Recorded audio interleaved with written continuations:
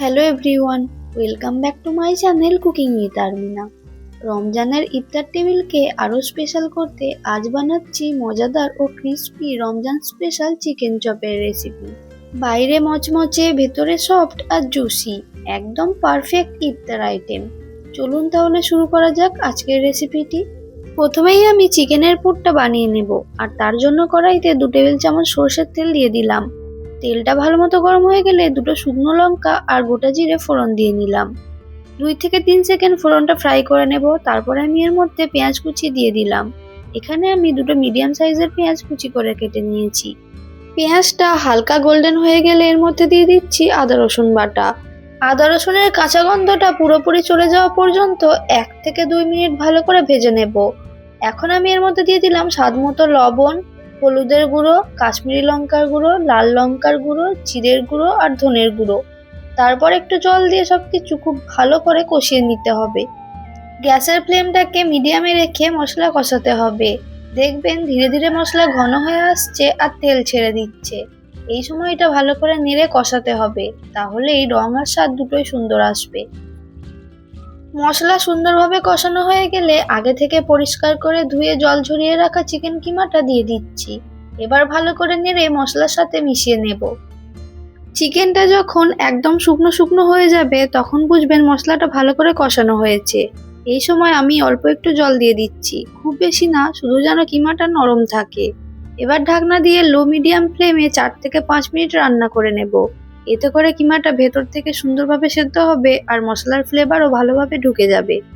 4 থেকে 5 মিনিট পর ঢাকনা খুলে দেখুন চিকেনটা সুন্দরভাবে নরম হয়েছে আর বাড়তি জলও শুকিয়ে গেছে।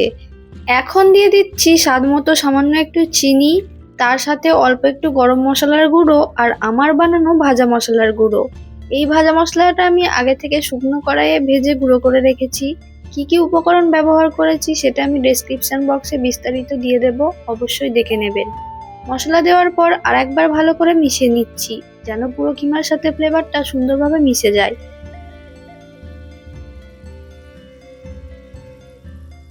এখন দিয়ে দিচ্ছি আগে থেকে সেদ্ধ করে রাখা আলুগুলো আমি ভালো করে সেদ্ধ করে খোসা ছাড়িয়ে নিয়েছি।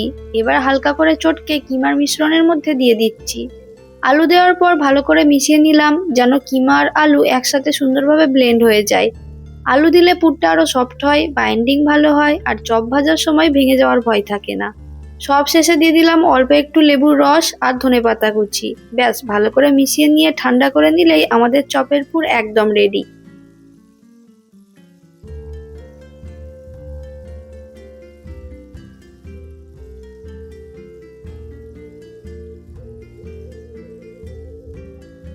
এখন বেসনের ব্যাটারটা তৈরি করার জন্য একটা বড় বাটিতে আমি বেসন নিয়ে নেব। একটা ছাঁকনি বা চালনির সাহায্যে এটাকে চেলে নিতে হবে। এখানে আমি 2 কাপ বেসন নিয়েছি। এবার এটাকে নেড়ে চেড়ে চেলে নেব। বেসনটা চেলে নিলে কি হয়, দানা দানা ভাব থাকে না আর ভাজার সময় ফোলে। বেসনটা ভালো করে চালা হয়ে গেলে দিয়ে দিচ্ছি স্বাদ মতো লবণ, হাফ টিস্পুন কাশ্মীরি লঙ্কার গুঁড়ো, হাফ টিস্পুন ধনের গুঁড়ো, হাফ টিস্পুন হলুদের গুঁড়ো, হাফ টিস্পুন জিরের গুঁড়ো আর সবশেষে দিয়ে দিলাম অল্প একটু গরম মশলার গুঁড়ো, আদা রসুন বাটা আর খাবার সোডা। এখানে আমি 2 কাপ বেসনের জন্য 1/4 টিস্পুন খাবার সোডা ব্যবহার করেছি। তারপর এগুলোকে একসঙ্গে নেড়ে মিশিয়ে নিতে হবে। বেসনটা যেহেতু চালা হয়েছিল তাই খুব সহজে এটা মিশে যাবে। তারপর এর মধ্যে অল্প অল্প করে জল দিতে হবে। জল দিয়ে মেশাতে হবে। কোনোভাবেই একেবারে অনেকটা জল দিয়ে দেবেন না, বেশি জল দিলে বেসনটা দলা পাকিয়ে যাবে। এই পর্যায়ে বেসন ভালো করে জোরে জোরে ফেটাতে হবে। 2 থেকে 3 মিনিট ভালো করে ফেটিয়ে নিচ্ছি। মনে রাখবেন, বেসনের ব্যাটার যত ভালো করে ফেটাবেন তত কিন্তু ব্যাটারটা লাইট হবে আর ভাজার সময় সুন্দর ফুলে উঠবে। দেখুন, এখন আমাদের বেসনের ব্যাটার একদম রেডি। এবার আমাদের তৈরি করে রাখা চিকেনের পুর থেকে অল্প অল্প করে নিয়ে শেপ দিয়ে নিচ্ছি। আমি এখানে রাউন্ড শেপ করে নিচ্ছি, কারণ চপ সাধারণত গোল আকৃতির হয়।